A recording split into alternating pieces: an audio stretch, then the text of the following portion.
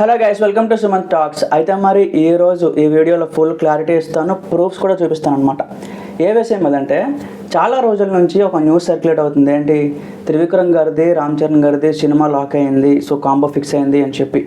నేను ఎందుకంటే చేయలేదు, సో అగైన్ అది రూమర్స్ అని చెప్పి నేను నమ్మలేదు. బట్ ఈరోజు ఏంటంటే, ఒక ట్రస్టెడ్ సోర్సెస్ నుంచి, ఒక ట్రస్టెడ్ జర్నలిస్టుల నుంచి మనకైతే న్యూస్ రావడం జరిగింది. అంటే వీళ్ళు ఏం చెప్తున్నారు, RC-17 అనే సినిమా ప్లేస్లో ఇది రావట్లేదు.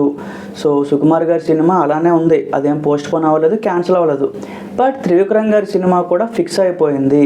సో ఈ త్రివిక్రమ్ గారి సినిమా ఎప్పుడు జరుగుతుందో తెలియదు, బట్ స్క్రిప్ట్ అయితే లాక్ అయింది.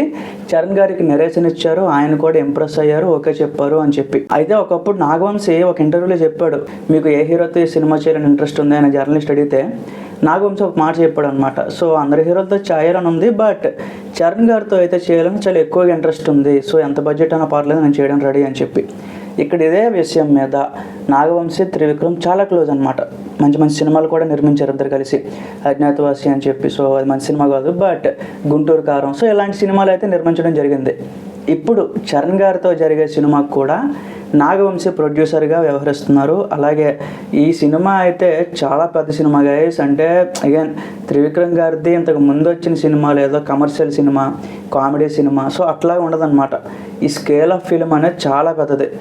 ఎందుకంటే అనొచ్చు, కోర్స్ కొంతమంది ఏమంటారు, ఈ కాంబో ఫిక్స్ అయింది అనగానే స్టార్ట్ చేశారు ఏంటని, త్రివిక్రమ్ జ్యూస్ అయిపోయింది. సో రీసెంట్గా గుంటూరు కారం కానీ, అలవైకుంఠపురం కానీ అంత ఆశించిన ఫిలిమ్స్ కాదు, ఏదో మ్యూజిక్ వాళ్ళు హిట్ అయింది. కానీ తమన్ లేకపోయి ఉంటే అల్ట్రా డిజాస్టర్స్.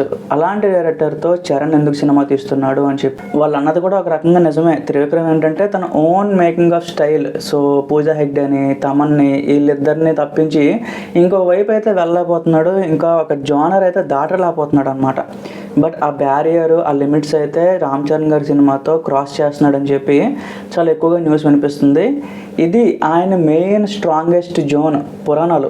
సో ఎక్కడ స్పీచ్ మాట్లాడినా, ఎక్కడికి వెళ్ళినా సరే పురాణాల కోసం ఎక్కువగా మాట్లాడతారు. ఇప్పుడు చరణ్ గారి ఫిల్మ్ కూడా ఒక మైథలాజికల్ ఫిల్మ్ అనమాట. సో అంటే మళ్ళీ అనుకోవచ్చు, త్రివిక్రమ్ అల్లు అర్జున్ సినిమా కూడా ఇదే జోనర్ కదా అని చెప్పి. అది వేరు, ఇది వేరు. వాళ్ళ సినిమా ఏం క్యాన్సిల్ అవ్వలేదు, అది జరుగుతుంది. బట్ ఇక్కడ ఏంటంటే ఇది ఒక ఎడిషనల్ పార్ట్. సో చరణ్ గారితో చేసేది ఒక మైథలాజికల్ ఫిల్మ్ అయి ఉండొచ్చు. ఇక్కడ ఇంకా ఎక్స్ట్రా జోనర్ కూడా యాడ్ అయ్యే అవకాశం ఉంది. సో సినిమా బడ్జెట్ ఇనీషియల్గా కూడా ఒక 1000 crores అని కూడా మనకైతే ప్రచారం జరుగుతుందన్నమాట. సో ఇదంతా ఇదేంటంటే సినిమా ఫిక్స్ అయిందని చెప్పడం వరకే గైస్. ఇది ప్రూఫ్తో సహా చూపించడానికి మనకి ట్విట్టర్లో ఒక పేజ్ ఉందన్నమాట, మిలాగ్రో మూవీస్ అని చెప్పి. సో అన్ని జెన్యూన్ అప్డేట్స్ ఉంటాయి. సో ప్రతిదీ కూడా ముందుగానే మన బయటకు వచ్చేస్తూ ఉంటుంది. ఏ సినిమా అయినా, ఏ కాంబినేషన్ అయినా, తమిళ్ ఎక్కడైనా సరే ఆ పేజ్లో అయితే మనకైతే త్రివిక్రమ్ రామ్ చరణ్ గారు కాంబో ఫిక్స్ అయిందని చెప్పి న్యూస్ అయితే అనౌన్స్ అయింది. సో ఇంకక్కడే నమ్మేయచ్చు. ఇప్పుడే జరగదు, బట్ ఏ రోజుకైనా జరిగే అవకాశం ఉంది. సో వెంటనే జరుగుతుందా, లేకపోతే ఇంకెప్పుడైనా జరుగుతుందా, RC-17 ప్లేస్లో జరుగుతుందా, ఇవేమీ తెలియదు గైస్. ఎందుకంటే డే బై డే షెడ్యూల్స్ కానీ, ఆ టైమింగ్స్ కానీ చాలా మారిపోతున్నాయి. ఇక్కడ ఏమైనా జరగచ్చు. సో ఇంకో భయం కూడా ఉంది, త్రివిక్రమ్ హ్యాండిల్ చేయగలడా లేదా చూడాలి. ఇవన్నీ చాలా ఎర్లీ మాట్లాడడం. బట్ మీరేమనుకుంటున్నారు ఈ కాంబో గురించి ఒకసారి కింద కామెంట్లో చెప్పండి.